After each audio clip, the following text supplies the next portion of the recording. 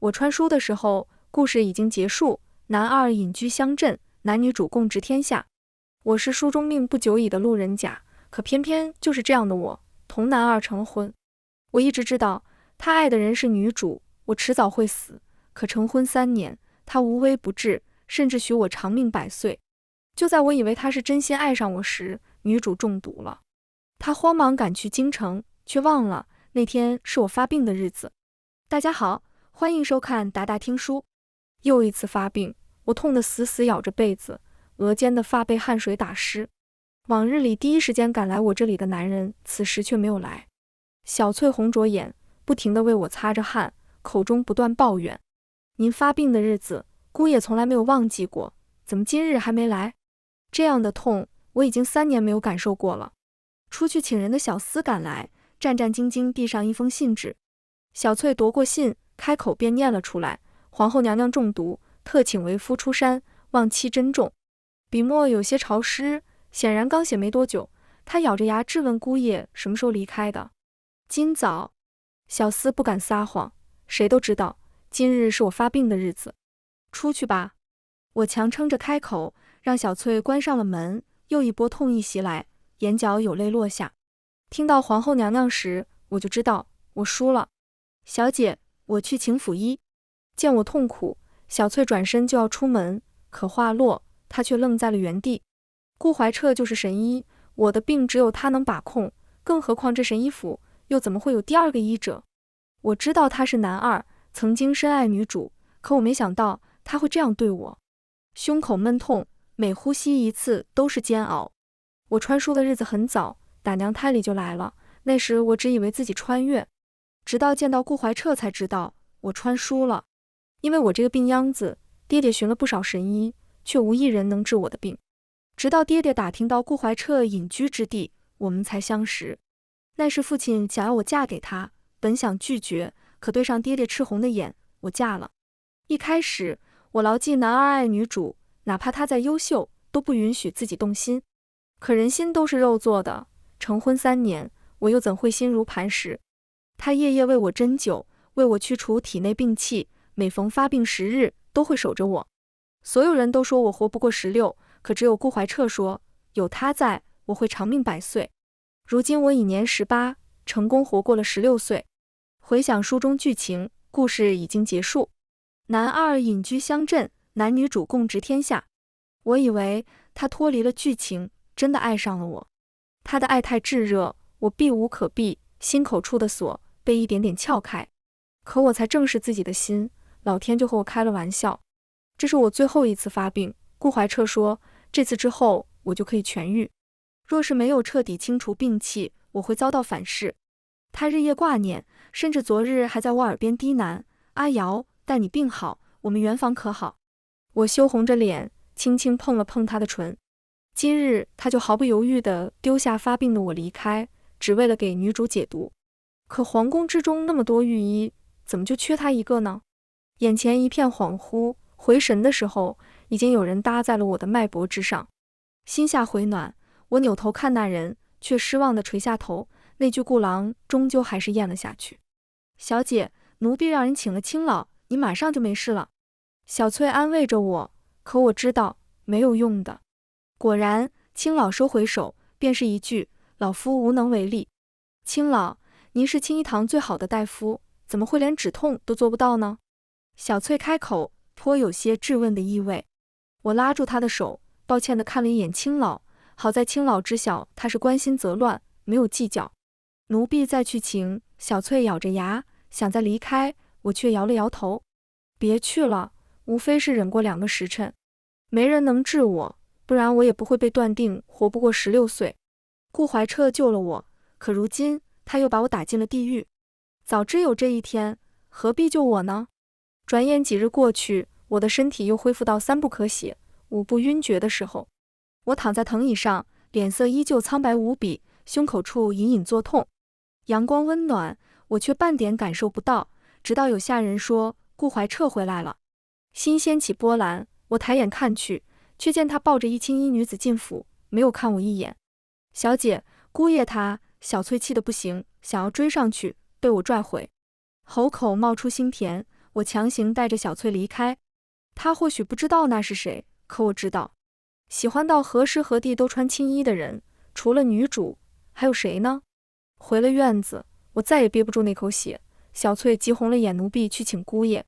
小翠，不许去，他也不是你的姑爷了。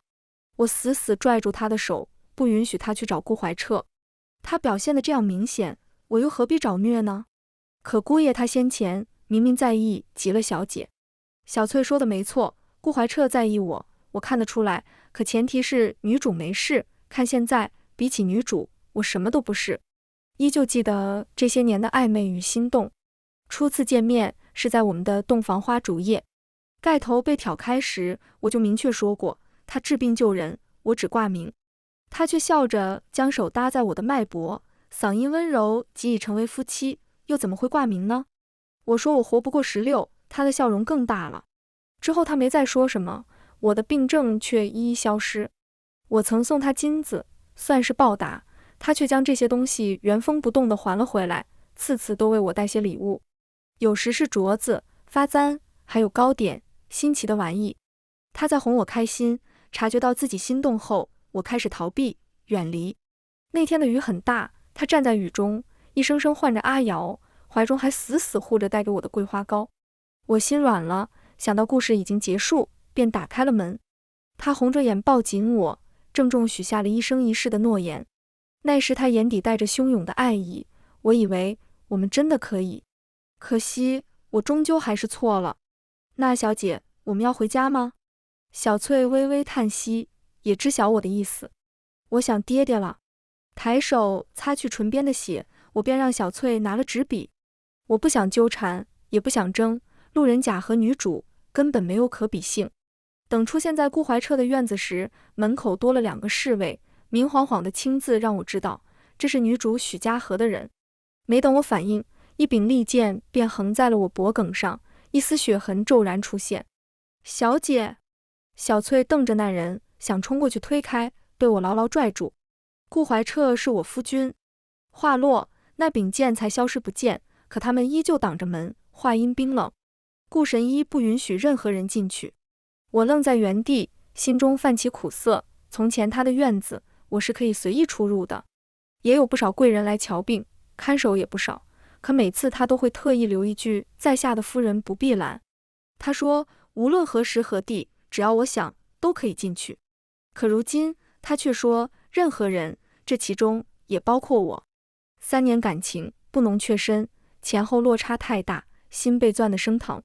可对上侍卫冷漠的眼，我憋回了眼中的泪，微微后退，打扰了。小翠自小同我一起长大，又怎么会不知道我的意思？哪怕心有不甘，也只能陪着我等在院外。日头热烈，我有些摇摇欲坠，可我不能离开，我怕我会犹豫，会留下来。哪怕眼前恍惚，依旧站在原地。我不知道等了多久，许是日暮，才看到了顾怀彻的身影。青年逆光走来，温润如玉的脸庞此刻带着疲惫，往常一丝不苟的人，此刻发丝凌乱。我只在发病时见过他这般憔悴的模样，我以为这是独属于我的。可看到他现在的模样，突然有些讽刺，什么心越轻不复轻的话，通通都是假的。怎地等在这里，可用过晚膳了？见到我，顾怀彻微微一愣，想同往常一样过来揽我的肩膀。我侧身避开，唇角溢出鲜血，脖颈的血痕已经结痂，此刻却火辣辣的痛。谁伤了你？又怎么会有血？顾怀彻不知道他有多久没见过我病态的模样，有些恍惚。我没有解答他的话，只递上一封信纸。他皱着眉，打开信纸，却在下一刻白了脸色。阿瑶，你要同我和离？许是不可置信，那双淡漠的眸子此刻有暗光闪过。是。我淡定地擦去唇边的血，死死拽着想要质问的小翠，当断则断，才是我沈思瑶的作风。什么为爱委屈自己，通通都是屁话，我从来不愿意委屈自己。男人，世界上多的是，不过一棵树，还能吊死我不成？为何？你不是答应了？他想说，我那晚答应了他，可他也才想起，他走的那天是我发病的日子。对不起，阿瑶，皇后娘娘命在旦夕，我不得不走。他盯着我，爱意难藏。我避开他的眼，出声提醒签了字，我们一别两宽。他是男二，自然深情。可我清楚，他所深情的人不是我。签字，腿已经酸了，我不想听他的解释。阿瑶，别任性，你的身体经不起折腾，这次是我的错，你放心，我会想办法治好你的。顾怀彻微微叹息，眼底带着愧疚，他在道歉，可我半分都不想要。顾怀彻，我再次开口，却无比冰冷，他怔怔地望着我，突然有些害怕。阿瑶，我现在就给你看好不好？他想为我把脉，我再一步退开，脸色愈发苍白。他神色一变，想要过来抱我，身后却响起一道温婉的女声怀彻，我好痛。只此一句，让顾怀彻瞬间转身奔进院中。哪里痛？我重新为你上药。他扶着他，眼底满是担忧和焦急。我抬眼同他对上视线，眉眼温婉却犀利，不愧是宫斗文女主。而他看向我的眼中带着淡淡的敌意和轻视，仿佛在告诉我，在顾怀彻这里，他最重要。小翠没有咋咋呼呼地上前质问，只捡起地上掉落的和离书，写下顾怀彻3个大字，便拉着我离开。小姐，我们回家。他气呼呼地拉着我，速度却一点都不快。我轻笑一声，突然有些轻松。我早该知道，男二爱女主是标配，故事是结束了，可人没变。和女主扯上关系的男人相爱，就是竹篮打水一场空，不及时抽离，等待我的便是万劫不复。可要收拾什么东西？走到大门口，小翠才想起这茬子，我拉着她的手踏出神医府。这里从来没有什么能让我留恋。回到家的时候，天已经黑了。得到消息的爹爹匆匆赶来，眼眶都有些红。怎么跑回来了？爹爹满脸担忧，看到我苍白的面容后失了声。他已经许久没见过我病态的模样了，如今看到，眼眶瞬间红了一片。先回家吧。爹爹哽咽着开口，扭头擦去了泪，我也假装没看到，心也跟着不好受。爹爹待我极好，奈何娘亲去得早，独留病弱的我，人人都说我活不了，爹爹偏偏把我拉扯大。没有人比我更知道他有多想让我好，所以他要我嫁给顾怀彻，想要我好好活着。可如今我却回来了，他什么都不用问，便知道出了变故。爹爹，早点休息吧。我回到家才发现，我的院子一直有人打扫，如未出嫁前一般无二。瞧着爹爹心疼的眼，我突然觉得没什么可难过的了。男二如何，我不能左右，可爹爹是属于我一个人的爹爹，不受剧情掌控，不曾爱过别的孩子。有什么，明日再说，瑶儿好好休息，万事有爹。只此一句，好似所有委屈都一涌而上。好，我只憋着泪，转身进了屋。我已经不再是小孩子，怎么可以再让爹为我费神呢？小翠深知我的意思，也断然没有开口。直到回了院子，那泪才落下，胸口一阵翻涌，那口血不上不下。最后我还是睡了，可一睁开眼，小翠就说顾怀彻来了。我的心情就瞬间不好了，但想到爹爹还在接待他，只能由小翠扶着去了会客厅。入眼是父亲微冷的神色和顾怀彻满脸的愧疚，若是父亲发怒，定不会只是如此。顾怀彻到底说了什么？爹爹，顾神医。我顺势落座，一如初见那般淡漠，好似从未同他相识相知，宛若陌生人。自我走进来，他的目光就一直落在我身上，听到我的话，瞳孔有一瞬的暗淡，身侧的全都攥了起来。万般无奈，只化为一句抱歉。顾神医前来为何？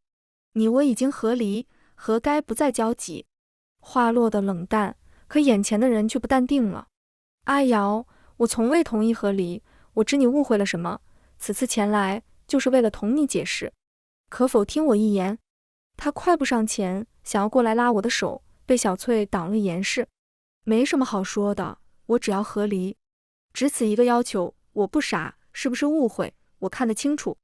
顾神医，小女顽劣，恐配不上您，好聚好散吧。爹爹开口，虽是训我，却没有一个字是不向着我。爹爹不知道我为什么要和离，但他知道我从来都没有错，我的一切决定他都支持。岳父，怀彻知错，还望阿瑶给个机会，小旭日后再不会让他受一丝委屈。他满眼真诚，小翠不知何时让开，让他抓上我的手。刚想甩开，却发现自己突然不受控制般开了口：“爹爹，我先随他回去，看看他如何解释。”我惊恐地瞪着顾怀彻，心下怨恨，他居然对我用药。可我再怎么气，面上却没有表现出分毫。他没敢看我，只握紧了我的手，向父亲告别。眼看着自己就要被带出府，我急得落了泪。父亲终于察觉到不对，出声制止阿瑶：“你真的愿意同他回去吗？”我望着爹爹的眼，拼了命地摇头，泪越来越多。我想说我不愿意，我不想跟他走，可出口却化为一句：“我愿意，只是有些多愁善感，爹爹不必担忧。小旭会照顾好阿瑶，她的身子我能养好，岳父放心。”冰凉的指尖落在脸上，轻轻带去泪，我却只觉得恶心。神医男二用药可杀人无形，何况控人？可从前他这些手段我从未见过。我倒是从来不知道顾怀彻能无耻到这般地步。哪怕再不甘愿，也只能看着自己和小翠一步步踏出家门，上了顾怀彻的马车。车子开始动作，我终于没了被控制的感觉，怒气涌上心头，抬手便是狠狠一掌落在顾怀彻脸上。他没有躲，俊逸的脸庞瞬间红了一片，唇角隐隐有血丝浮动。阿瑶，消气了吗？他垂着头，眼底一片黯然。他解了那药，可手却依旧搂着我，越来越紧，好似松开一点，我就会彻底消失不见。顾怀彻，你让我觉得恶心。这是我第一次骂人，什么温润如玉的神医，他根本就是个卑鄙小人。只要能让你回到我身边，恶心又何妨？顾怀彻没有气恼，只意味不明开口。此刻我才发觉，往日温润的男人周身笼罩了一层阴霾，眸色越来越深，好似那深渊，让我无法逃离。我们好聚好散不好吗？难道非要我死了，你才满意吗？泪不知道什么时候落下，心中满是酸涩。许家河是宫斗文的赢家，手段非常，哪怕她最后嫁给男主，男二他也不见得会放过。毕竟看这本书时，许家河也无数次对顾怀彻心动，他眼里的占有欲，我看得清楚。他有手段，有势力，我只有爹爹，只有一点小钱，商户之家，拿什么抵抗？我不想到最后让自己家破人亡，为什么就这么难呢？有我在，你不会死，你也不能离开我，答应我的，你反悔不了。他的呼吸越来越近，嗓音却如毒蛇般冰冷。书中描写的顾怀彻温润和善，心系天下，唯独没有描写过他的另一面。一个杀人都能笑着的人，会是和善的人吗？是我看不清楚，招惹了这个疯子。我猛地推开顾怀彻，想从马车上跳下去。现在的我只有一个念头，那就是逃。小翠，他没有阻拦，只淡淡一句，让我瞬间清醒。回头便撞进他墨色的深瞳，随着他勾起唇，那墨色一点点将我吞噬，直到彻底被黑暗笼罩。最终我愣在那里，被顾怀彻扯进了怀中。阿瑶，我同他没什么，她是陛下的皇后。顾怀彻搂着我，便是一句叹息。但他看你的眼神同我一样。我没再躲避，双臂挂上了他的脖颈，气得脸颊嘟起。我想知道他对许家河究竟是怎样的态度。他曾救过我，我才着急了些，不是故意丢下你的。阿瑶，你能原谅我吗？他的吻轻轻落下，小心翼翼。我看着他眼底星星点点的爱意，突然笑了。你送走他，我就原谅你。好。他盯着我，眼中倒映着我的笑容，又加了一句，他本也该走了。等回了神医府，顾怀彻亲自将我抱下去，我缩在他怀中，看到了脸色阴沉的许家河。他的目光落在身上，整个人好似被毒蛇锁定。我微微瞥他一眼，又收回视线。本宫同怀彻没什么，妹妹不要同他置气。他朝我笑笑，想要过来。顾怀彻却带着我后退，嗓音清冷，娘娘的毒一解，神医府便不留了。开口便是逐客令。许家河的脸色微微一变，笑得有些勉强。我觉得身子还未好利索，可否再小住几日？夫人身子不好，娘娘见谅。他没有答应，让人请许家河出去，冷漠的样子不复从前。好。许家河垂着头，嗓音哽咽，最后扭头离开。顾怀彻抱着我，毫不犹豫转身，可他微蹙的眉、颤抖的手都在告诉我，他没有表面这样风轻云淡。而许家河绝不会轻易放弃。几日过去，我同顾怀彻回到了从前。深夜，他歉疚地抓着我的手，满眼心疼。他说，若是我没走，你就不会受这么多苦。这几日我又发病了一次，他身为神医，只能无措地守着我，憋得眼眶通红。为了我的身体，他没日没夜地研究药方，我终于不再咳血，但身子依旧孱弱。一日天空晴朗，我带着小翠出府为顾怀彻挑选生辰礼物，不巧遇到了许家河。他一身男装，手中的折扇挑起我的下巴，语气异常森冷。沈小姐这般聪慧，应当明白什么人能招惹，什么人不该招惹吧？可顾郎是我的夫君。我静静地望着他，眉眼间染上笑意。顾怀彻以为自己做事天衣无缝，可我也不是傻子，许家河派来的杀手皆被他解决。俗话说得好，不怕贼偷，就怕贼惦记。我再不出来，他若狗急跳墙，把手伸向父亲就不好了。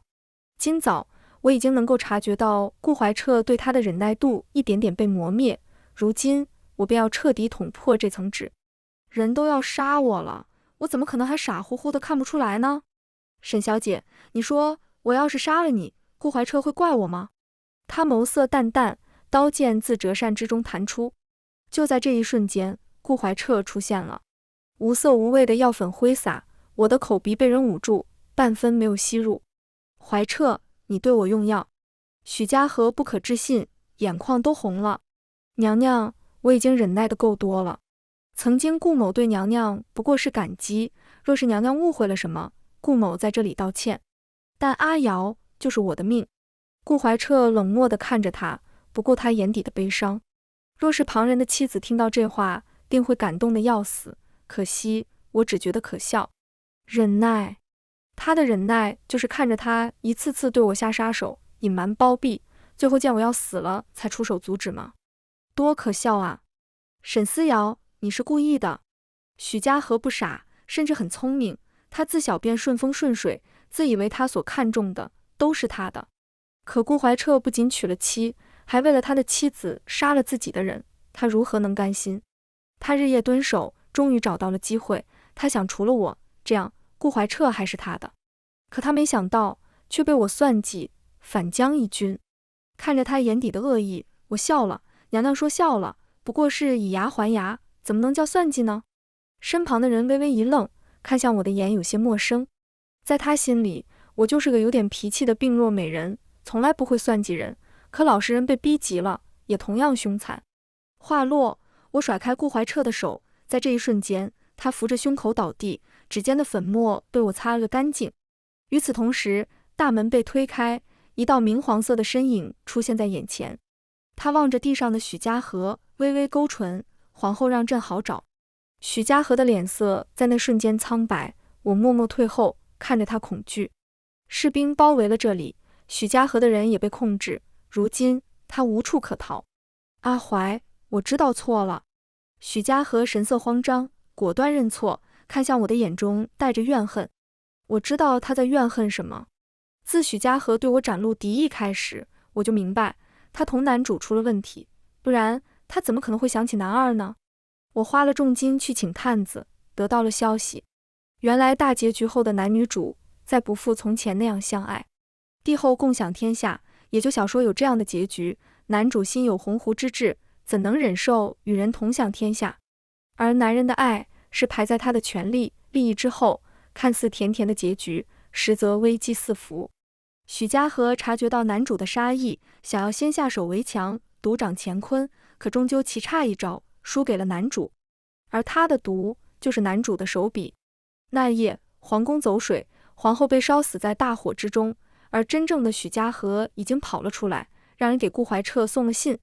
他想活，可看到顾怀彻娶了妻子，他心不甘，他想要天下，成为第一个女皇。他斗不过男主，便盯上了顾怀彻这个天下第一神医，他要他的助力，而前提是顾怀彻愿意为他付出。他想利用顾怀彻，却发现他早没有当初那么迁就他，于是他想杀了我，可他不知道我早就通知了男主。我从未算计过人，可我从来不会坐以待毙，靠着顾怀彻那点虚伪爱，我怕是早就死了180回了。毕竟以顾怀彻的性格，不会对女主如何，只会送她离开。如今男主找到了她，腹黑阴狠的帝王又怎么会放过觊觎他天下的人呢？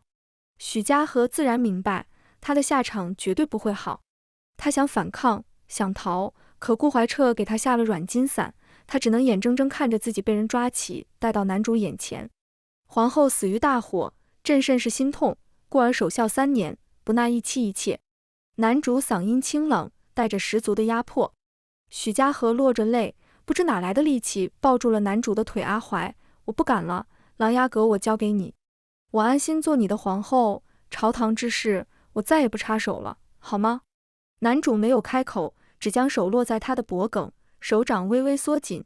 许家河呼吸渐渐困难，放开他，涨红着脸，拼了命的反抗，眼底的哀切让人不忍。我同他也算是仇人，我不会不忍，男主更不会。出于好奇，我看下顾怀彻，却见他一直望着我，眼底满是破碎。他同样也没有看向女主，所谓男二的深情，也不过如此。我收回视线，不再看他，没有看到他微微颤动的指尖。最后，许家河没了呼吸，尸体落在地上，被人装进麻袋中带走。面对帝王，我不免有些紧张，却还是上前行礼，没有一丝地方出错。男主看着我，意味不明地瞥了一眼身后，薄唇轻启，被自己的药放倒，倒是个奇迹。话落的瞬间，身后被暖意笼罩，顾怀彻的嗓音自头顶响起，带着苦涩，陛下说笑，我先回去哄娘子了。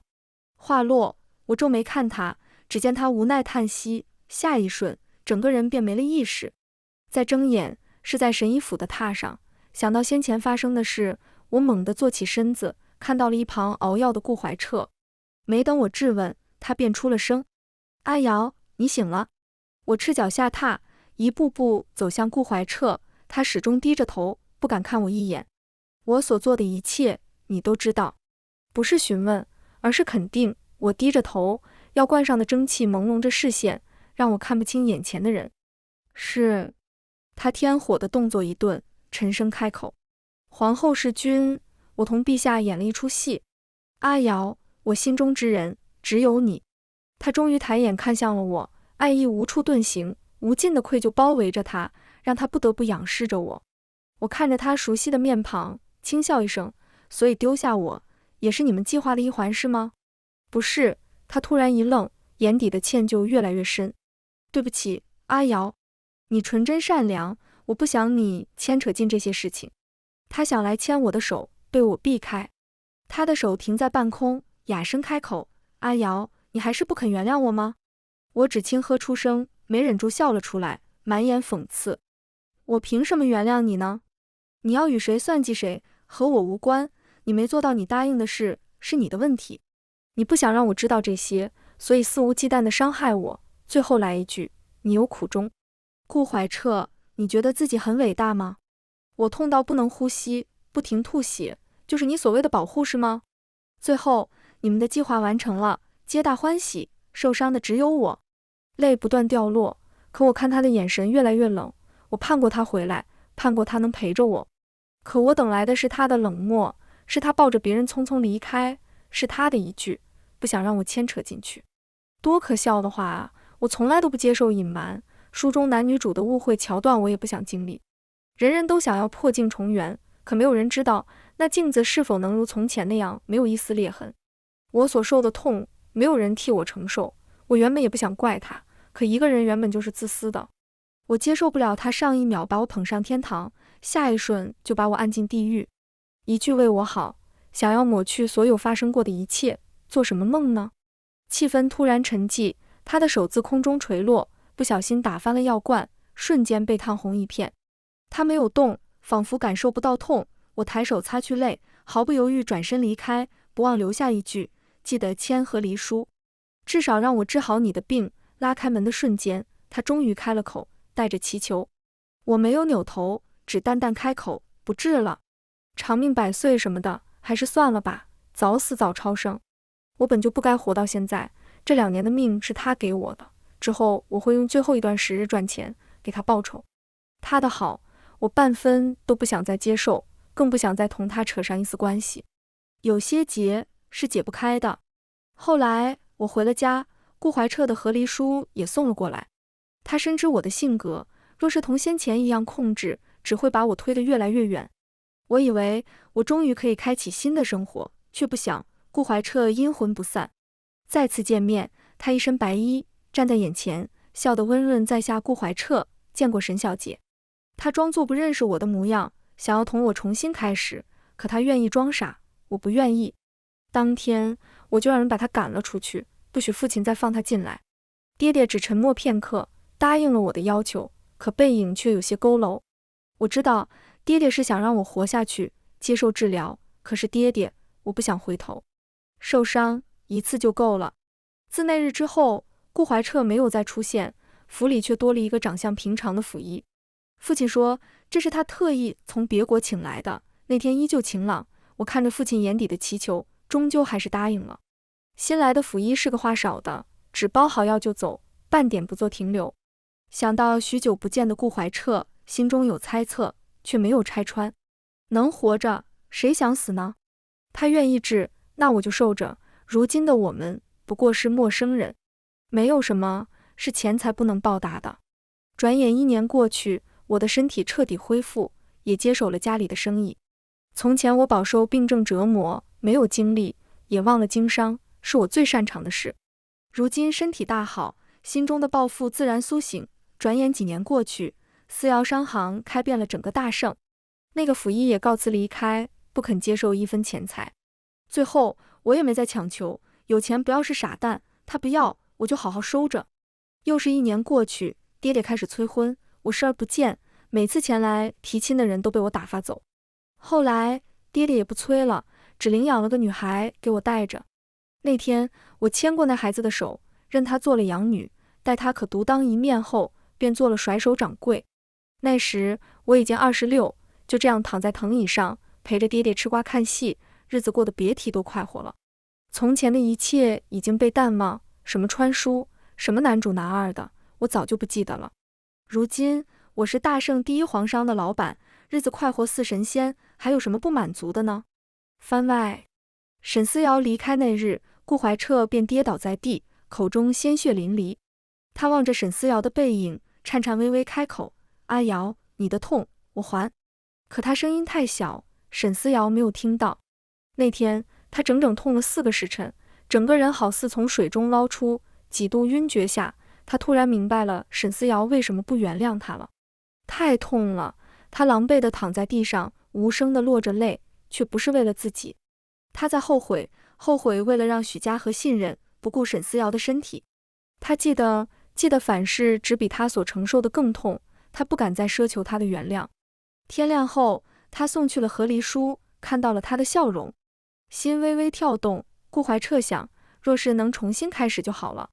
没过几日，顾怀彻说通沈父进了沈府，想要同他重新开始，可他半分都不愿意。顾怀彻被赶了出来，他望着沈府的大门，咽下了口中的腥甜。他知道沈思瑶不会接受他了，但他舍不得他死，便换了脸皮进府，怕他看出什么，送完药就走。好在他没有拒绝，身体渐渐恢复。后来沈思瑶越来越耀眼，他给了顾怀彻很多银子，他都没有拿，只离开了沈府。他要长命100岁，他的执念才算了。再后来他重新做了游医，只是这天下再无顾怀彻。全文完，达达听书感谢您的观看，每天上新精彩小说，喜欢就订阅吧。